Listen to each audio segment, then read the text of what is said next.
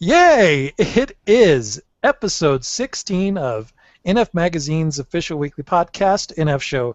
The reason for my outburst of joy is that we have been facing technical difficulties for the last hour and 15, 20 minutes.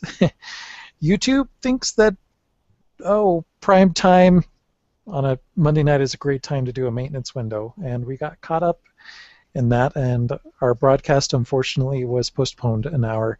So we apologize if you got stuck in this limbo. I couldn't shut it down. I was only able to add a comment, and Evan and I were frantically tweeting, which is if only the best public service announcement about why you should follow us on Twitter, because who knows when this train's going to go off the tracks. And it did tonight, but we are steadfast and resolute that we will deliver you a quality Nintendo show tonight for the week. My name is Noah, and my co-host is Evan Campbell. Here he is, ladies and gentlemen. I was wondering if I was going to get to be a part of this episode. It's really great to be here, and I'm excited to talk all things Nintendo and all things E3 because we're getting ever closer. And Nintendo's finally revealed their E3 plans. At least what they're going to do. We don't know everything they're going to present, though. Yeah, I got to say, it's been a good week to podcast, and it's recently been that way for a couple weeks where Nintendo has loaded up the shotgun with two barrels of major news for us to talk about. The last week we had the announcement of Nintendo's E3 plans, as well as, just a couple days after that, a surprise Mario Kart Direct. Now, Evan will tell you that it is inconceivable for us to try to talk about both of those things in this podcast episode. I'm going to try to power through and potentially liberally use the mute button on Evan, which I discovered to my delight earlier. I can mute you as well, though. That's the thing. This could turn in really ugly really fast, I feel like. It's good. We got really frustrated earlier, and now we're going to passive aggressively take our frustrations out on each other for your personal amusement. Okay, so in this episode, we're going to definitely talk about Nintendo's E3 plans that were announced last week. We have lots of reactions. You might have gotten a preview of those reactions if you follow us on Twitter. We are going to try to fit in Mario Kart 8. We also have a lot of feedback that we want to go through. Evan is going to get the pleasure of taking care of that this episode.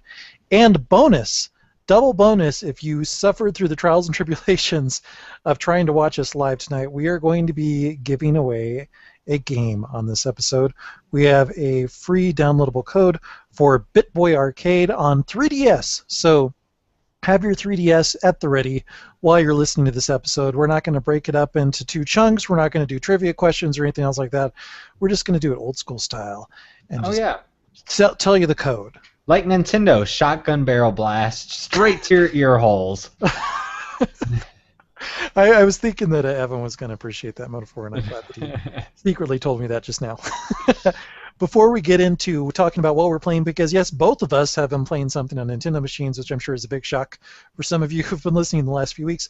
There's one little small news tidbit. Another big thing that happened recently was the debut trailer for the next Call of Duty, the first one to be made by Sledgehammer Games, which is the studio behind Dead Space and Dante's Inferno. It now looks like there's 3 studios in the mix making Call of Duty games now going forward. Sledgehammer Games' take on Call of Duty is called Call of Duty Advanced Warfare. Not Modern Warfare, it's Advanced Warfare. And perhaps the most notable thing in the trailer was a full motion capped, very creepily realistic looking Kevin Spacey heading up some kind of villainous paramilitary organization. That's all good and well, but is it coming to Wii U? We don't know, because it is the annual tradition of chicken with Activision and Nintendo to keep Nintendo console owners in suspense as to whether or not Call of Duty will release on Nintendo's current home console. And I think that this has been going on since 2009, if my memory serves me correctly, Noah. The first Call of Duty game that we got on Wii was actually Call of Duty 3 that came out during the launch. But the first one of, I guess you could say, post-Modern Warfare era was World at War. But that was announced pretty early on because that's a game that I actually got to go out to Los Angeles at the time and playtest around, or demo, not playtest, demo around May. But the following year, when Modern Warfare 2 was announced and Infinity Ward was developing, it was, well, is Modern Warfare 2 going to come, and who's going to do it? Because Treyarch's traditionally been a developer that supported Nintendo, and they have actually been the ones that have ported or handled the development of every single Nintendo SKU version of Call of Duty. So back then, we didn't know it was going to come, and I think like 2 months before Modern Warfare 2 released on PlayStation 3 and PC and Xbox 360, it was, surprise, the original Modern Warfare is going to come out, Reflex Edition. And then ever since then, it's always been this game of will it or won't it, will it or won't it, and then it's like 3 months before. So I don't know if it's an Activision thing, I don't know if it's a Nintendo thing, I have no idea. But once again, we're in that kind of like in between area of will it or won't it. So this happened last year. It ended up coming with Call of Duty Ghost. I guess if you're a Call of Duty fan on Wii consoles like I've been in the past, just keep your fingers crossed and pray to Iwata and Bobby Kotick at Activision that Call of Duty Advanced Warfare comes, because it looks really cool. It really does. I was genuinely impressed, and I'm actually a big fan of Sledgehammer Games' work. I think they do really cool stuff. And I'm kind of mixed to see them doing an established IP, but they're doing it so far superficially. It looks like they're doing a really cool job and taking the reins and going in a new direction. I just hope that Nintendo fans get to experience that. And if any previous E3 is an indication, we are not going to find out at E3. We won't probably find out until halfway through the year or another 4 or 5 months. It just drives me you're crazy. But enough about that. We are now going to jump into what we're playing. Evan is diligently playing through games, not only because he's a Nintendo fan, but also because he has reviews to write. Isn't that right? Definitely. I think I talked about it and kind of foreshadowed that I'd be talking about some of these games on the podcast before they're in NF Magazine. But to see my final review score, my final thoughts, definitely, if you haven't subscribed yet to NF Magazine, look in doing so, or you can buy single issues at nfmagazine.com. But after that plug, what I've been playing for the issue is Blok Drop U, which is from a company, and I'm probably going to butcher the name. I think it's a one-man developer based out of Pittsburgh, and that is RC Madiox. And Blok Drop U is basically a physics-based puzzler game that's controlled all totally through the gamepad. I don't know if you know anything about the game or seen anything. I actually follow RC Madiox on Twitter. It's quite an entertaining Twitter feed, but unfortunately I do not know as much about Blok Drop U as you do. Okay, well, it's a $2 game. I think it's been on sale once for 99 cents, at least here in North America. And you have a red block, and you're basically trying to safely land that onto a solid surface. So you're at the top of like a precariously placed tower with gray blocks underneath you, and then there's different types of solid surface underneath. There may be chasms or anything, and this is all on a 2D plane. And you're tapping those gray blocks in a way to bring them down and make sure your red block lands safely. So it's one of the ways I describe it is it's basically controlled chaos is what you're trying to manage. There's no like right way necessarily to solve any of these puzzles per se, but there's ways to try to kind of inelegantly bring it down in such a way that it does land successfully. What's the music and sound effect presentation like? I knew that you were gonna ask that. It's a one-track playlist. Actually, enjoyed it. I thought it worked as like a background kind of an electric. It worked setting-wise, but it's definitely not gonna light the world on fire. I know you're excited about the Mario Kart 8 soundtrack, for example. Yeah. You were listening to that whole thing on YouTube last week after all of that music somehow leaked or whatever. But the sound effects are okay. It's a very minimalist presentation all in all, and it's a very fleeting experience. I mean, this is something that I was able to play through and beat in 30 minutes. So, and it's like one of those experiences that you kind of just digest and it's over, and it's almost hard to put into words. It's like something that just happened. Almost, and that, not in a bad way, and not necessarily like in a oh my gosh you must play this, but it's just like one of those games that's kind of there and you consume it and then it's past and you move on to the next thing. And I thought I was going to have a lot of trouble in the review, but I was able to type it out, and I'm excited to see what people think of it. You can also see my final review of it. But it was a very intriguing experience to definitely get to see this fledgling developer's first game. And I'm excited to see what comes next because I know he's working on a game. I think it's called Super Robo Mouse that's already been announced for Wii U. I'm always excited to hear that the indie spirit in terms of game development out there is still very much alive, and that a single guy out there can fulfill a dream of getting a game published on a Nintendo platform. That's really cool. And thanks for sharing your impressions on it, Evan.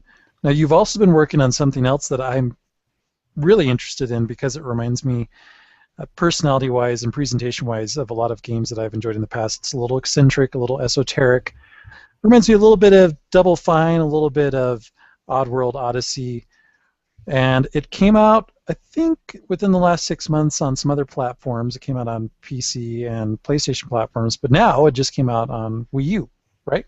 Yeah, this is Stick It to the Man. It's published by Ripstone, which has been a huge supporter, really, of Wii U and 3DS. I believe they had Pure Chess come out last month, maybe, and then they've had other indie-developed games. Like one of them that I reviewed for NF Magazine would be Knit Underground, which I played over the holidays. So Stick It to the Man. It is definitely your type of game. I'm glad that you brought that up. It's got a very old school adventure type vibe to it, like a point and click adventure. There's a lot of picking up items, and it's pretty much single inventory and using those on other characters or in other settings to help events unfold and kind of lead the way to the next kind of scenario. Lots of humor, and it's definitely more adult oriented. It's very well written for the most part, and it's also fully voiced. So it's this combination of this $10 digital game where I think the production values are definitely seem much bigger and much better than you would expect for what I would call a cheap game per se. So it's been fun. Probably the first hour I'm into it, I feel like comedy games in general, I don't know if you feel this way, Noah, it's super hit or miss, and I would say generally misses more when it comes to the video game genre. Mm-hmm. So yeah, definitely, and we're gonna. It's exciting to play a game that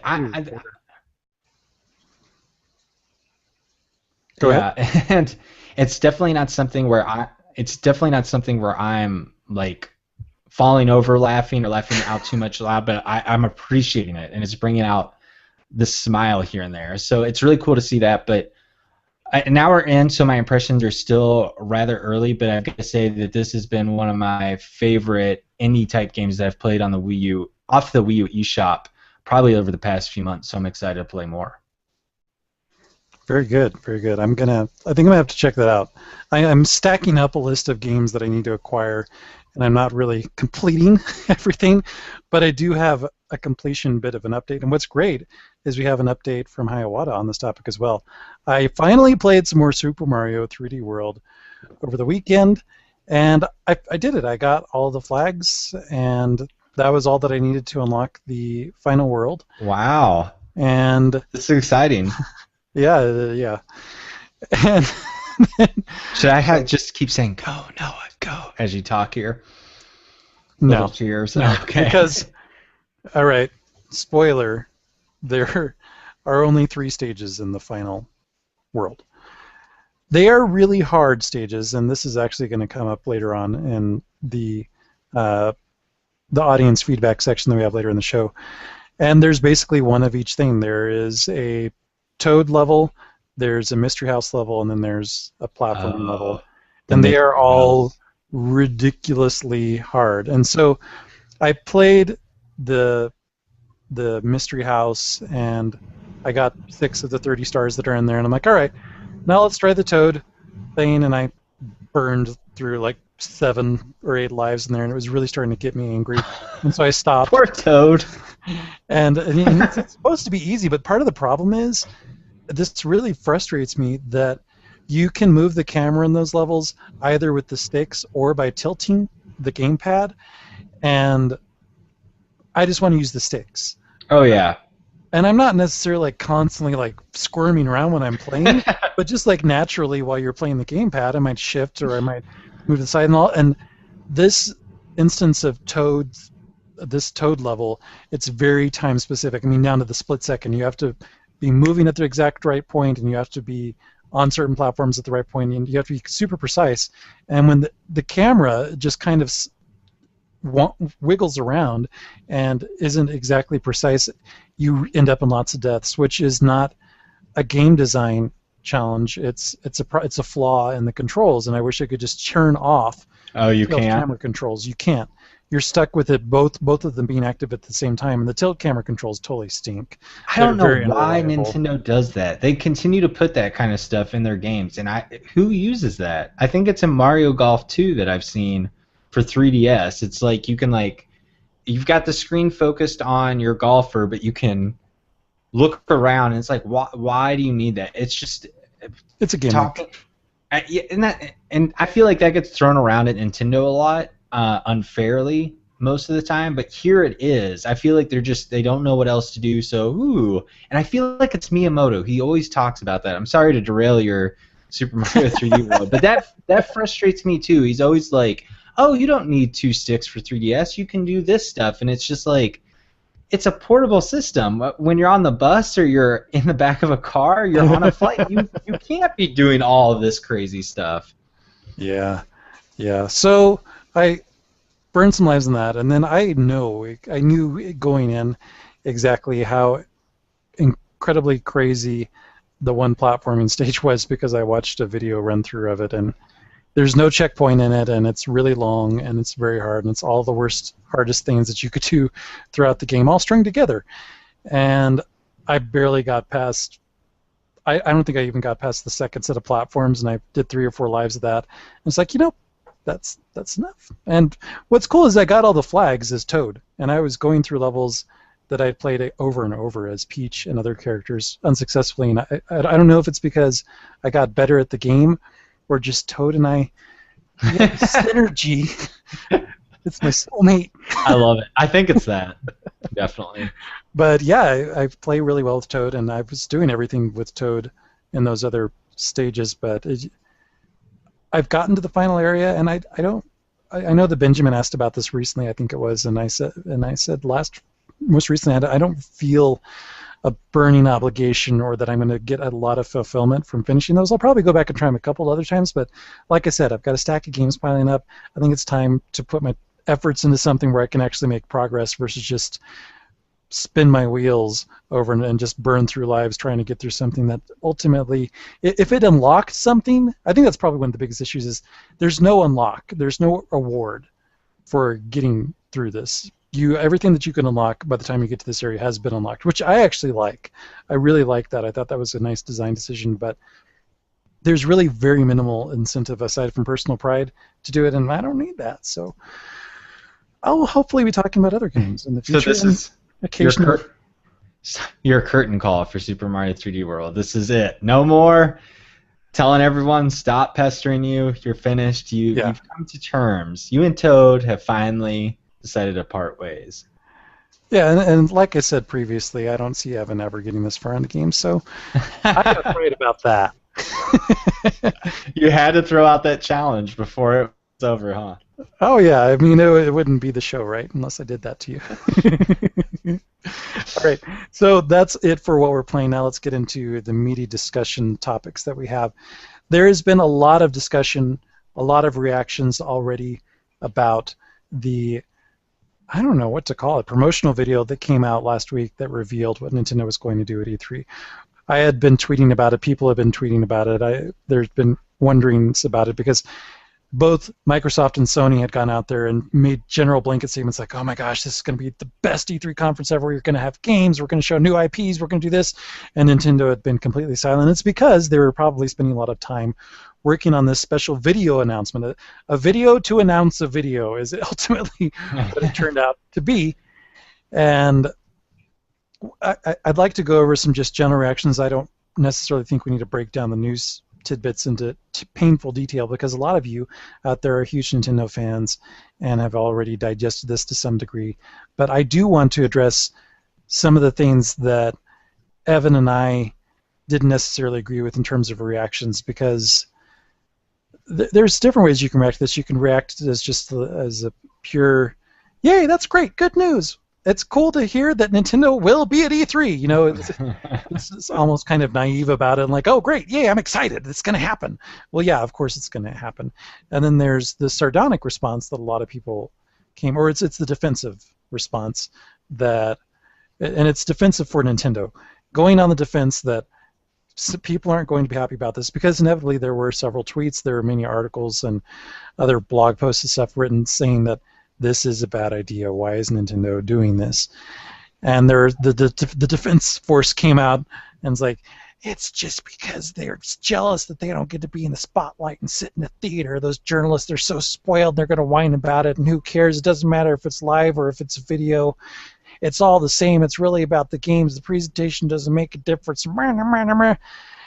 It was really acidic, and it made me very mad. And so now that we have a one-way communication method, well, that's not true, because you can totally take as a task and respond and disagree with us by leaving comments or writing emails.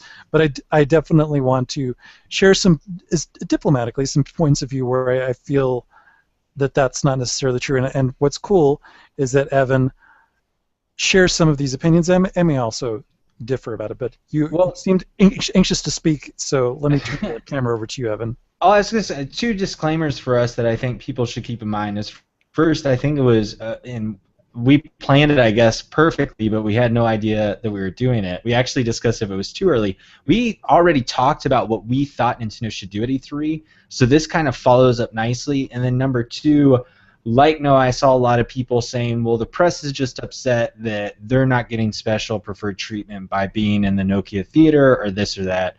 Noah and I, neither of us are going to E3 this year or being a part of that, so we are speaking as people that are going to be like most of our listeners or viewers, or just most of the public in general, we're going to be watching it from our homes. So I think that's something important to keep in mind before we discuss this. And it has been, I would say, just to touch on what Noah's bringing up, I would say the main gaming press, the core gaming press, the Eurogamers, the IGNs, the GameSpots out there, it's been a pretty negative feedback, I feel like, in general. I didn't see too many people that were saying this is the way Nintendo should go. Yeah, but that's it. We've got the preamble, we've got the stage set, so I don't know if you're on edge or if you're just cringing or if you're just like, come on, give it to me, I'm just going to take you down a peg. But I did want to cover a few of the highlights that are of note or exciting. First of all, the video was not made by Nintendo itself, at least not in whole. The last 2 Nintendo Directs that we saw were very comedic and funny, the ones for Smash Brothers and also Tamagotchi Life. And this was also like that, except instead of Nintendo producing it and scripting it, it was actually done by Mega 64, who are well known around the world for creating years of videos that are satirical or fun, comedic takes on video game life, video game culture. And I've definitely appreciated some of their videos. I thought some of them have been pretty funny. That said, I really didn't think this was that funny, and it kind of ties in nicely with what Evan was saying earlier, that comedy, first of all, it's very subjective, and it can be really hit or miss. And the best you can hope for, especially as a major corporation, when you're doing comedy, is that it's as unoffensive as possible, because you want a lot of people to like it and to appreciate it. So you want it to be unoffensive, non-offensive, and you also want it to be generally funny. And for me, there's maybe like one moment that I thought was kind of funny, but just the whole thing, and it was cool to see Reggie play act stuff, and there were some neat aspects, but it didn't really make me laugh. And it makes me a little, on the one hand, I'm excited about Nintendo thinking out of the box and trying to be a little bit less, hi, I'm reading this script and I'm going to tell you about this game and I'm going to have a really bad fake smile and I hope you like what you're going to see. I like that they're trying to say, all right, we're relaxed, we have personalities, we have senses of humor, but it means that inevitably some stuff is going to be really great, and then some stuff is going to be like that Wii Music presentation that happened at E3 years ago, and just going to be like, oh, this is really painful.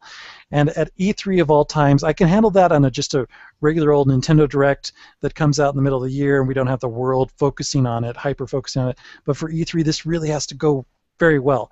And I'm not sure what this bodes for E3. It could be really great. I mean, for me, 2 out of 3 is a great starting point. But I thought it was kind of dorky. What did you think about it, Evan? I would say it was hit or miss in general. The things that I liked about it, I think the Reggie Fils-Aime was pretty brilliant because that's something we haven't seen done before. And Mega 64 and Nintendo were able to stay away from some things that have become almost cliche at this point, like My Body Is Ready, stuff like that. Yeah.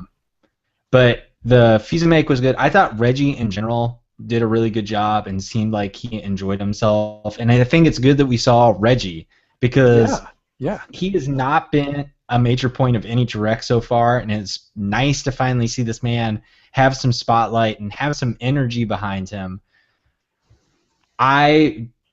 It definitely was going. I feel like they consciously made the decision to go for these, like, if you remember, like the old 1990s Nintendo Power preview videos or whatever. Like, there's like a Nintendo 64 one that's like very like retro 90s, like, oh, we're going behind the scenes at Nintendo, and I feel like Mega 64 was going for that. I was pretty indifferent to it. I thought there were some really groan-worthy parts. I thought Reggie was the best part. I think we both thought the part where the real Reggie comes in and he's just like, oh, I'm just gonna go home. Yeah, that was the best part. I thought that definitely made me laugh out loud. And I'm kind of two minds of this, and I don't know how you feel, Noah. On one hand, the concern about Nintendo doing a direct and doing a digital event, which we'll talk about, is they cater it to people that already have these systems, and they're really just kind of, it's a snake eating a snake of, we're just all talking amongst ourselves, and you're catering to the most diehard fans that already have both systems. When this is a time that you need the megaphone to get those people that don't have a Wii U, that don't have a 3DS. And this video in particular was definitely geared toward the former of, this is Nintendo fanboys and fangirls are going to eat this stuff up. If I'm someone else on the consumer base, it's just Nintendo being Nintendo, which, I mean, that can be subjective as well. But I'm not too upset about this video. No, I think it didn't bother me. The day. Yeah, I think it's just good that hopefully these production values in a way are carried over. And this was very undirect-like. It could have been easy for Nintendo to do a direct, and they're making an effort not to associate any Nintendo Direct thing with their E3. So I'm curious if this is just a sign of things to come. And aside from the major revelation that no, they're not doing a press conference, they're going to show not a E3 Direct like last year. It's going to be a digital event, is what it's being called. So there's going to be a pre-recorded video that's going to be live streamed, hopefully without issue, around the world. That's the big thing. On, was it June 9th or June 10th? I think it's June 9th. June 10th. June 10th, okay. And so that's cool. We'll get into that in a moment. But the other major highlights were... Oh, we'll get into it. Oh, we are going to get into it. Well, there's going to be a Smash Brothers tournament with pro-level gamers at the Nokia Theater, where Nintendo usually has its press conference. It's like, you know what? We're going to do something totally different. We're going to make a big, splashy esports spectacle out of a game that we have controversially in the past tried to not promote as an esports game, but now we're going to go whole hog, and we're going to have a tournament. We're going to live stream that, and plus the Smash Brothers game is going to be playable at some Best Buys, and I'm not sure exactly if there's supposed to be any kind of literal connection between the tournament event and the Best Buy stuff. Did you pick up on that, Evan? There's not supposed to be any connection there. There's not like a tournament going on at Best Buys, but Super Smash Brothers, we will be available at Best Buys, sort of like the 4 games were last year. Maybe they're just sticking to one because they noticed there were issues last year trying to switch between 4 games. Plus, Smash Brothers, you can have 4 people play at once, so I'm guessing you can get people in and out of line. Or just maybe the other games haven't been announced. But back on the Super Smash Brothers tournament, I think this is one of the most brilliant moves Nintendo's made all year. That they're finally, engaging the esports audience, which it just continues to grow. Yes. And B, not only are you catering to these very hardcore fans who I would say, hold a lot of influence, not only in the fighting game community, but just the video game community overall. But you're blowing it out and you're showing off the game to the world and showing these people what the game looks like, so we can all tune in and watch all of these matches played by people that have never played the game but are the best at Smash Brothers. So it's I feel like you're doing two things from Nintendo. Not only are you promoting the game, but you're promoting esports, and you're also finally embracing esports, and it just seems like a win across the board. Super overdue, but it's awesome that they're doing the Nokia Theater, and I hope that this is Nintendo's first big push, and maybe there will be some more announcements along the Wii U version, but first big push into esports, because I think that this is the perfect game for that, and it could become something that's A, very profitable for Nintendo, and B, something really cool to see if this is the start of an annual Smash tournament or the start of a regional Smash tournament in North America or Japan or anything. I mean, Pokemon, the Pokemon company does it with their games. Why can't we have it with Smash? Yeah, that was exactly what I was about to mention, is that the closest that we get to this is we have international Pokemon championships, which are very cool and exciting, but I can only imagine how Smash could take that all to another level and potentially be even more accessible to people, because there are a lot of intricacies to Pokemon that not everybody can appreciate or understand, whereas Smash, being a little bit more visceral and it's a fighting game, may catch on even more than Pokemon if it becomes a big event. So I'm really excited. Having seen a live esports tournament before in person, I remember being blown away because I thought, yeah, I've watched this game be played. I've watched live streams and I've watched pre-recorded videos of people playing games, but being there in a big theater, and there's spotlights, there's giant projection screens and people cheering and reacting to everything, it's really incredible to have something live broadcast in that respect. And I think another important thing is just the announcers. And Nintendo hasn't announced who will be announcing these tournaments, but they did say they'll be there. This will be web broadcast.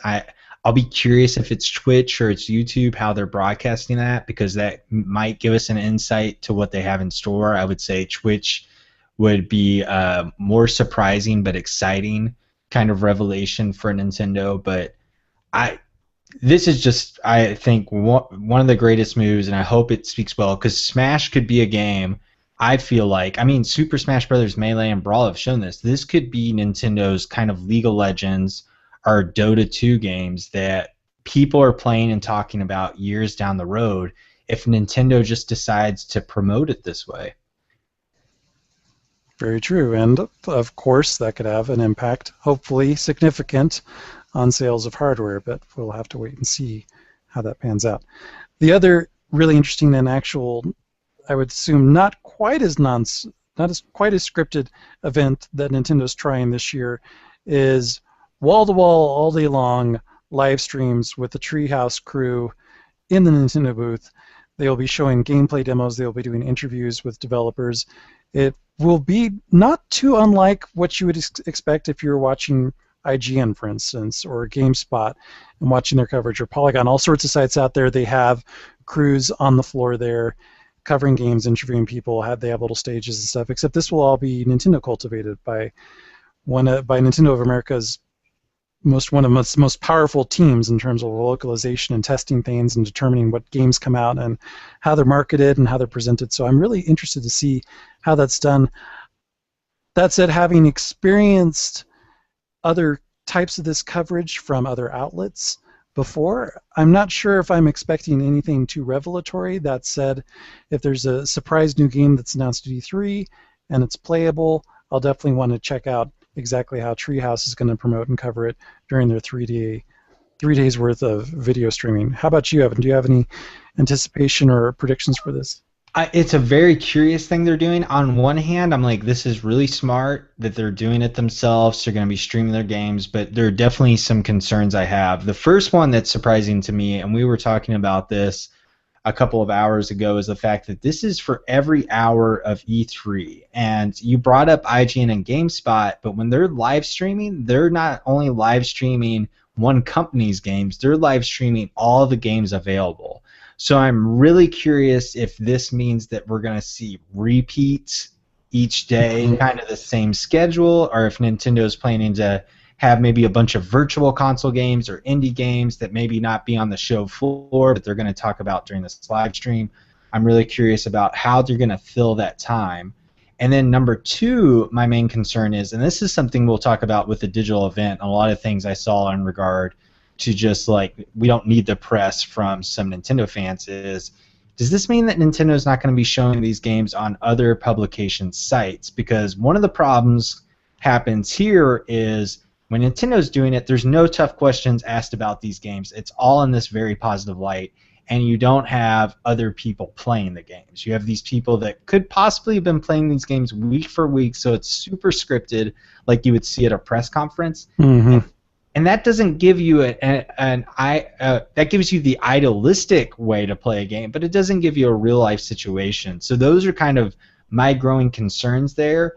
But I will say that I'm more optimistic about it because the Treehouse, like you said, it just probably the most talented localization crew in the video game industry, and they've been in some of the directs. It'll be really cool to get to know those people and just see their personalities shine during these live streams. And now the moment that you've been waiting for, we're going to talk about a little bit more on this whole pre-recorded versus live event, because I really felt that we should address it on the show, since a lot of people were quick to jump on one bandwagon or the other, as we were talking about earlier.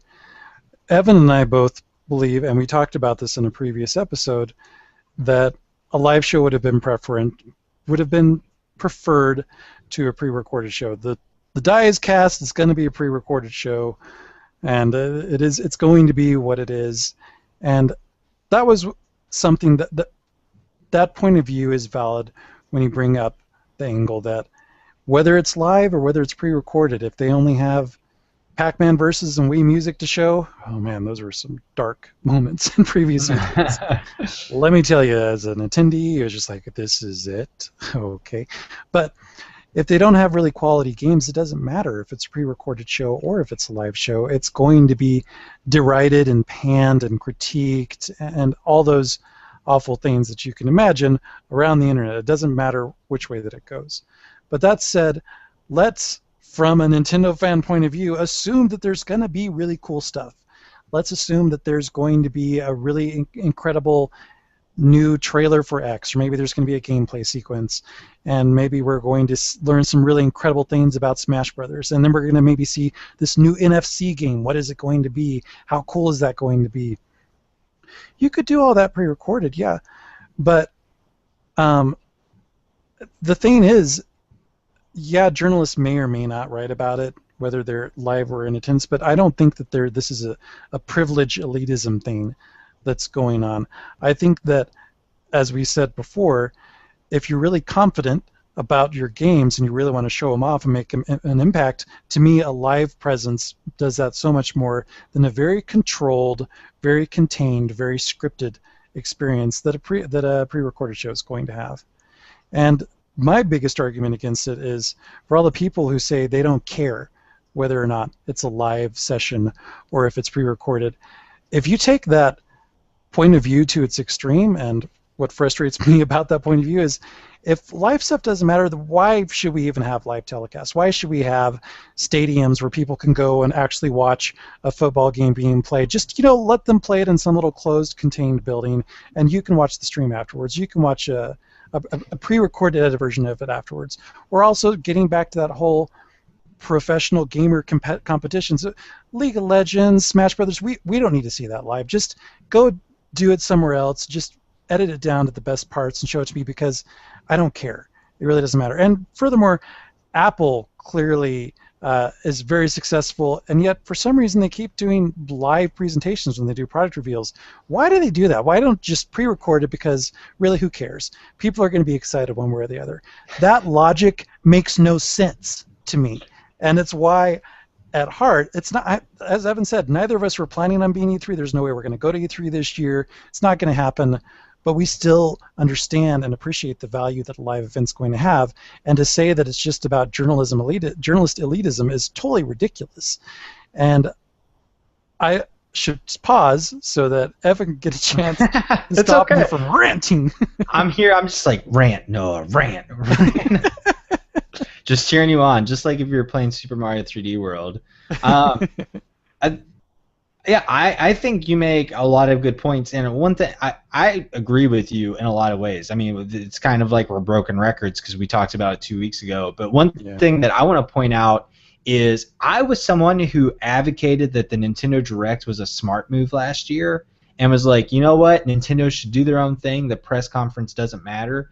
But how they handled it last year was a complete disaster. I'm not saying the games or anything, but that presentation, I couldn't watch half of it. And by the time that I could, because of technical issues, the luster was worn off. Like, there wasn't any excitement. I already saw everything spoiled in a Twitter announcement. And that's not the same as watching the Nintendo press conference on a channel like G4. And I know that Tech TV or G4 isn't around anymore, but it's not the same as being able to watch it blown up on your favorite gaming site and get to feel that. So I'm worried about the technical issues because in all respects, I feel like this digital event, I'm giving Nintendo the benefit of the doubt.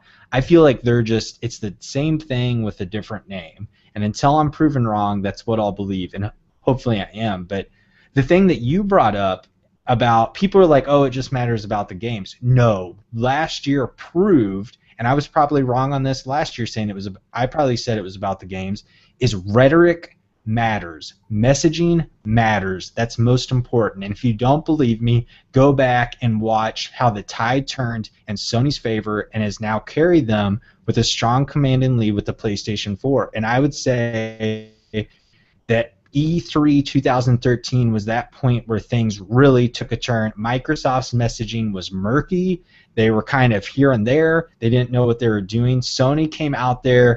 They had everyone on the same page and just ran that message home to the roar of crowds. And if you don't think that impacts reporting, if you don't think that it impacts people that are watching YouTubes, because press conferences are something that people make YouTube briefs out of, stuff like that. They show the crowd roaring or they show Microsoft faltering on stage. But with the Nintendo Direct, especially last year's, all it was Iwata with a few funny moments, but that was just a trailer highlight reel. We just got, here's this game, run the trailer. Here's this game, run the trailer. There was no pizzazz.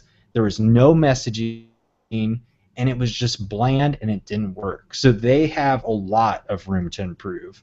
And I'll stop so we don't have too many double rants. But there's just so many questions, and I feel like not only, like you said, those games, but they need some type of messaging, some type of, we're sorry we haven't had all the games for Wii U, but this is what we're going to do, or just some kind of thread running through for 3DS and Wii U that is, this is how we're going to right this ship, and this is how Nintendo is going to be the best place to game. And I don't have the answer for how to do that, but I hope that that's something they're thinking about and will hit home here in a few weeks.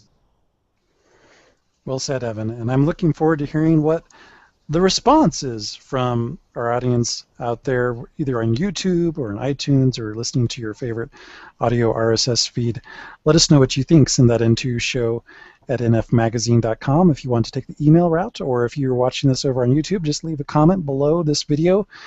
Evan's probably getting excited because he thinks I'm going to jump right into feedback, but no!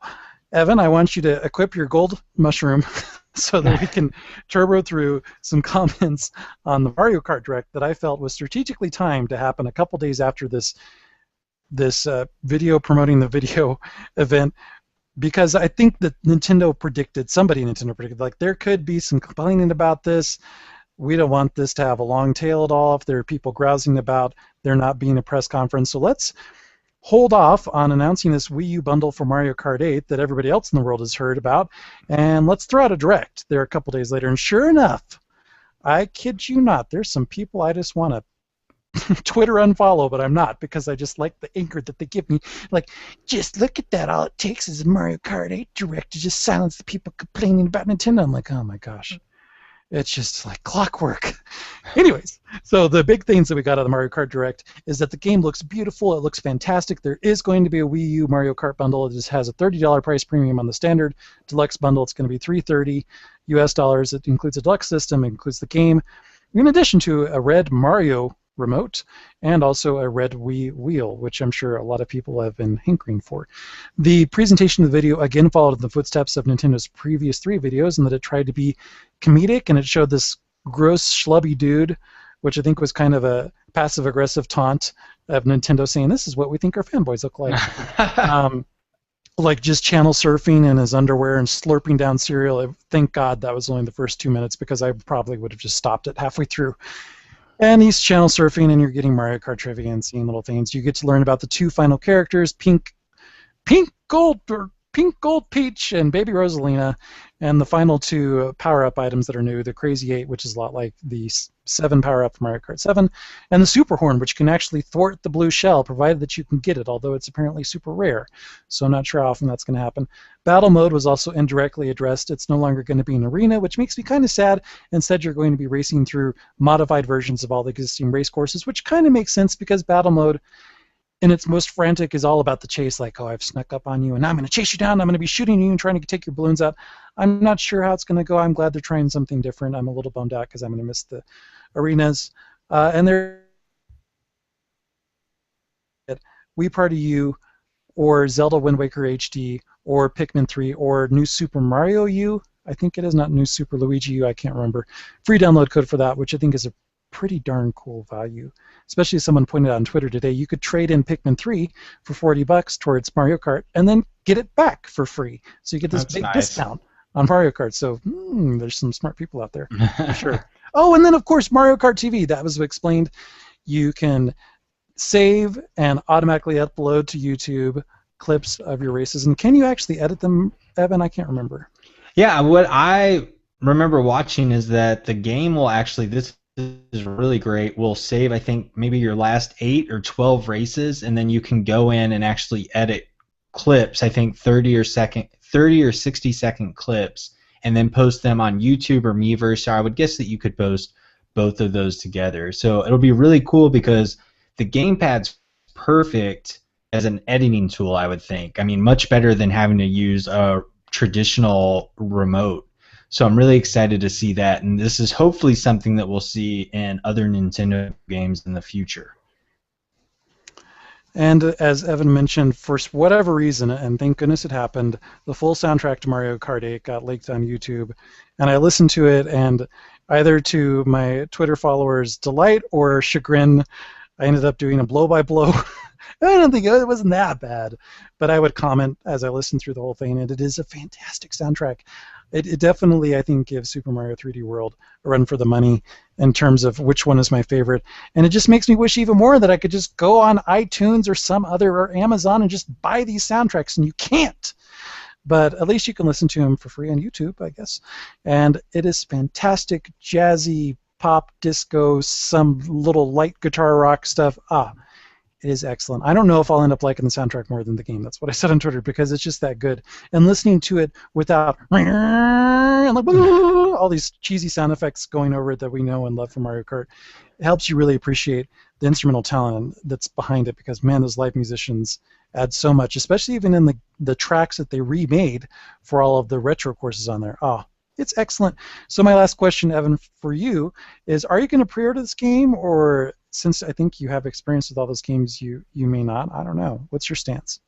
You don't have to pre-order anything. If you just, any way you buy the game, if you do Club Nintendo, I think that's right. 2 months.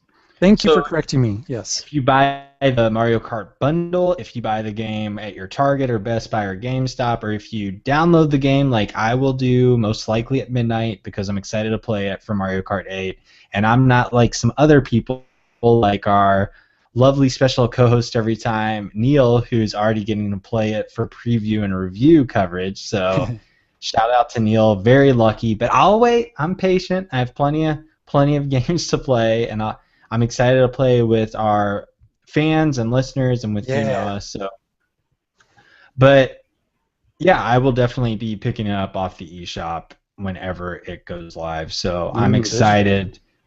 I'm excited to play that. I was bummed by the news that voice chat is only for, I think, friends-only matches and only in pre-lobby.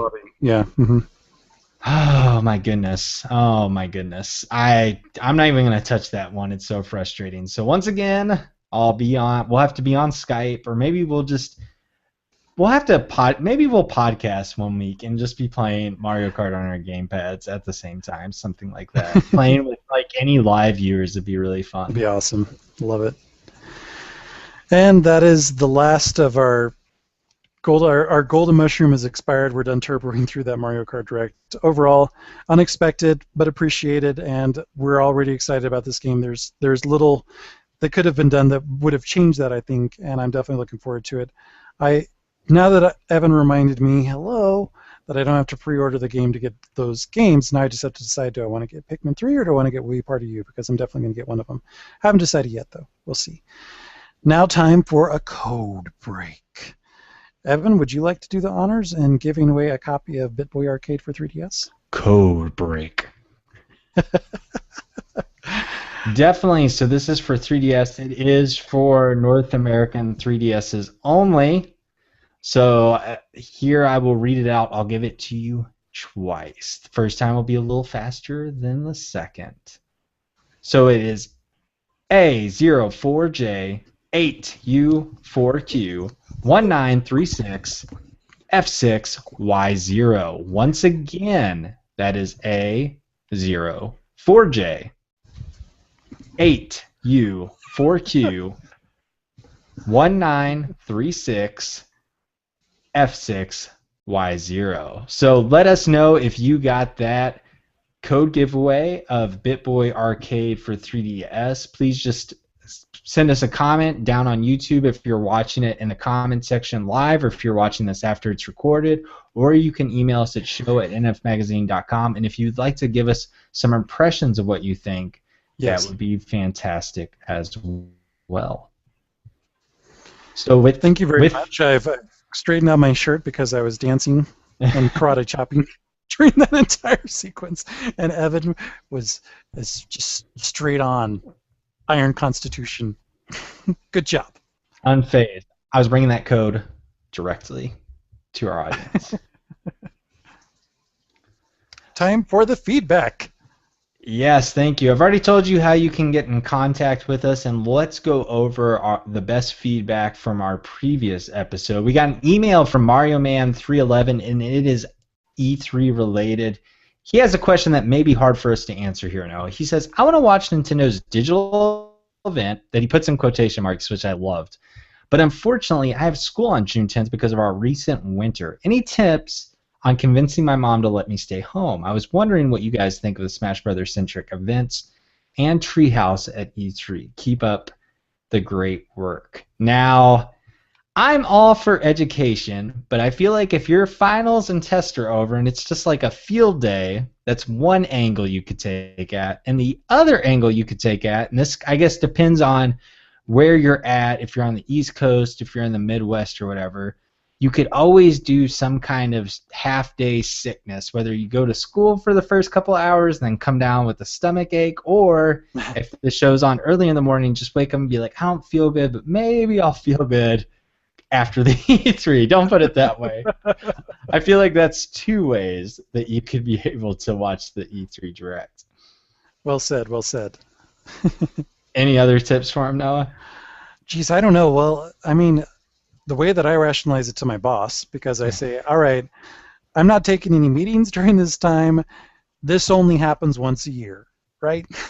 Once a year, I just want a couple hours to get my emotions really wound up tight and watch this video, provided that the technology works, and read the Twitter and then just ingest all of the possible thoughts and reactions and news.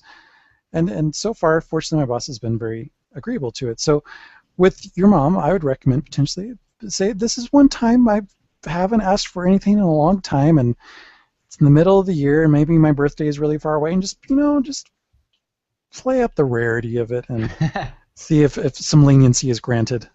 I like Noah's very honest approach is good. Maybe do some extra chores. See if there's some kind of agreement you can reach with your mom. Be honest with her and upfront with her. Like Noah said, how rare it is, like he is with his boss. I feel like that's also a good angle. We see who the honest one is and who the deceiver is out of us. I don't come out looking too pretty after that one. On, on to the YouTube comments from Nintendo Dude GCN, who writes in a lot. Thank you. He said, "Good show, guys. Glad to hear what everybody was up to game-wise again. Sounds like Noah is slacking on the Nintendo gaming, especially Super Mario 3D World. Hopefully, Nintendo Dude, how far Noah's gotten and his decisions regarding the game will be acceptable to you."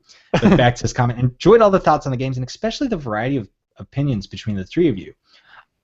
I'm definitely going to be picking up Kirby Triple Deluxe this week. I think I'm going to pass on Mario Golf, though. Not too into the Mario sports games. I'll be sure to let you guys know how Kirby is and if it lives up to Don's praise." I'm looking forward to that because I've seen mixed reviews. And I think this actually happens with a lot of Kirby games. Some people saying, "Oh, it's great, it's delightful, it's Kirby. It's very Kirby," and then the people saying like, "Oh, it's for babies." Okay, maybe not that blunt, but like, "Oh, it's just easy. There's no challenge. It's just like every other Kirby game, and I don't care about all the creative uses of enemy powers and stuff like that. It's just a waste of my time."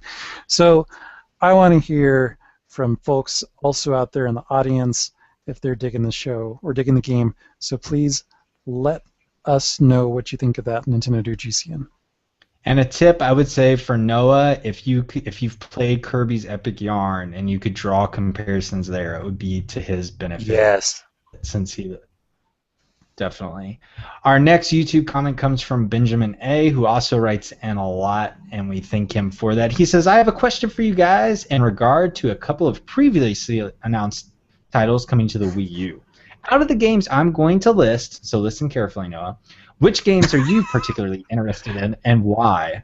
The games I'm choosing are X, Bayonetta, Fire Emblem, Cross, Shin Megami Tensei, and Hyrule Warriors. I will purchase each of these games day one. However, since I'm asking you the question, I'll answer the question as well. The game I'm most interested in, drumroll please, is Hyrule Warriors." Thank you. "I'm sure your jaws are dropping." Nope, we're laughing. But not at you. Way to foster that relationship. I honestly love the Legend of Zelda franchise, and I did enjoy Dynasty Warriors when it crossed with Gundam. That was a great mashup of titles, and I'm sure the pairing will be far superior. So, out of these games, Noah, I'm going to have you go first. Which one are you the most excited for? X, Bayonetta 2, Fire Emblem, Cross, Shin Megami Tensei, and Hyrule Warriors. That's a tough choice because I really liked Bayonetta 1, and I'm a newfound fan of Fire Emblem, and Xenosaga was incredible. Or Xenoblade, I'm sorry. So I think actually, out of those, I'm going to go with the most bang for the buck and go with X. I did not list Hyrule Warriors because I've never been a fan of any of the Warriors games, but I do know that anybody who is a fan of the Warriors games previously is definitely looking forward to Hyrule Warriors. I think I want to watch some videos of it, maybe a Let's Play or something like that, but I want to get X more than anything because it's got sci-fi and it's fantasy and it's huge and it just looks really cool. How about you, Evan? Yep, you spoiled it. X. It's a game that ever since that reveal trailer in January 2013 just blew me away.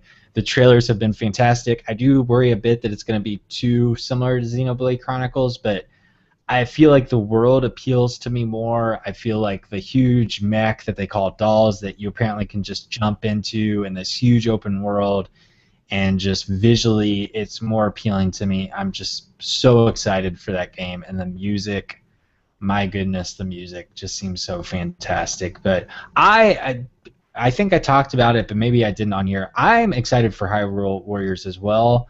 I'm excited to see how this kind of co-development with Tecmo Koei goes with Nintendo and what new they bring to the table and whether there's co-op and whether there's online. So I think it could be a really cool title too, Benjamin.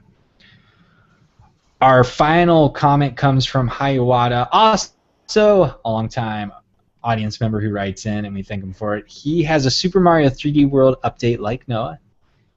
I have completed Captain Toad's Fiery Finale and the Mystery House Marathon in the Crown World. Is this the final world you're talking about, I believe, Noah? Yes, it is.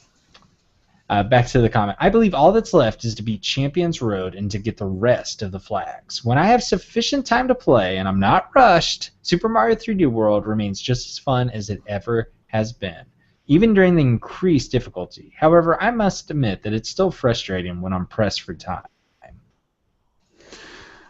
Well, Hiawatha, it's good that you have a Zen state that you can play this game in because I have no such thing. And when I was going through and getting those last few gold flags, including the very last stage in the preceding world, where I remember I played that stage many times because I would run out of time trying to finish it. And just like, how am I ever going to do this and still have the ability to get to the flagpole? And then I just did it. But when I was playing through it, there was stuff. I think it was actually it had become ingrained in me. This instant frustration where I'm just like, with the gamepad, I'm just like, this game makes me so mad, and it's just, it's not a healthy state of mind to be in when I'm playing video games. I want to release some steam when I play a video game. I don't want to just keep building it up, so I break my gamepad because I can't replace it, and I don't want to buy a new one. I don't want to buy the Wii U Mario Kart 8 bundle, so. That's why, and when I tried that Captain Toad thing, and there was just the gamepad and the sticks, I'm just like, ah. So I said, all right, walk away, not worth it. Find something to make you happy, not angry. So I want more power to you. No, I feel like I spend every week with you, and you talk to me about your problems and issues. So I could be your therapist, basically. And I am going to prescribe to you some time with Animal Crossing. I've sensed a lot of rage and anger with you during this episode. Maybe you just need to go relax. Maybe go to the barista and just enjoy your little town. Maybe design a t-shirt and just let those warm, fuzzy Nintendo feelings come crawling back. That's not going to happen because I've not been in the game for so long. There's going to be cockroaches everywhere. And like, oh, wow, you finally decided to come back. What's the special occasion? I have all these passive-aggressive townsfolk, and there's going to be all this grunt work, and then it's going to be like, this is why I left town. Then you pull out your axe and chop down everyone's house. The rage knows no limits. That'd be a really funny skit for if you were unhappy with Nintendo's E3 presentations, just take it out on the Animal Crossing village. Animal Crossing, yeah. No. Isabel, I'm here to tell you, you will pay the price for Nintendo's E3. The Animal Crossing app for Wii U ends this year, so maybe that's a pretty big hint that we'll get Animal Crossing this year, and you can start back up. I totally think it is. Yeah. I'm looking forward to seeing how Wii U's Animal Crossing is going to be because it's going to happen. I think it's going. I think that's more likely than a Zelda Wii U. That's just me. If they do it, I really hope they go super stylized with the graphics. Yeah, that would be so cool. I think it looks good in HD. The app they have the characters, but make it I'm almost picturing a Viva Pinata type vibe. Really kind of make this bright colors, make it pop more than the traditional Animal Crossing, and just kind of go all out with a little bit different style. I think it helps so much on the console side. That makes me excited to think in Animal Crossing, which back in 2008 I was like, Animal Crossing's all they got, but now I'm just like, yeah, Animal Crossing, give it to me.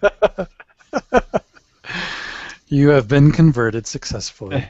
I love Animal Crossing. The 3DS version was so good, it's going to be hard to follow up.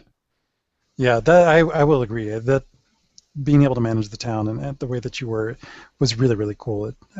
I hope maybe they'll take that to the next level in the Wii U. But thank you very much, Evan, for taking us through all the feedback, and thank you to all of you out there who, if you're watching us on Monday night, you soldiered on with our technical difficulties. We really apologize for that issue that happened earlier. Unfortunately, we couldn't thwart it, and we're unprepared to deal with it. And otherwise, if you're listening to it after that, or if you're watching the show after that, thank you very much for doing that. We really appreciate it. Let us know what you think. Send in your comments to show@nfmagazine.com or leave a comment under this video over on YouTube. You can also follow us on Twitter. Evan is at Evan Campbell. I am at This Is Noah. And of course, NF Magazine, that is at Nintendo Force. So definitely be sure to follow those if you want to find out when the podcast is happening and when it's not happening, and all the cool content that's coming up in the next issue of NF Magazine. We are hoping to have another special guest in the next week, someone from the staff join us. So there's so much to look forward to.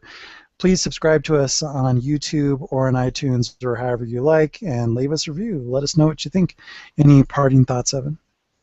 No, we're just like 38, less than 40 days away from E3. I can feel it. Like every time I read, there's trademarks popping up about stuff. It's just like we're almost there. We're almost there, and it's like you said, it's a rare time, and it's so exciting.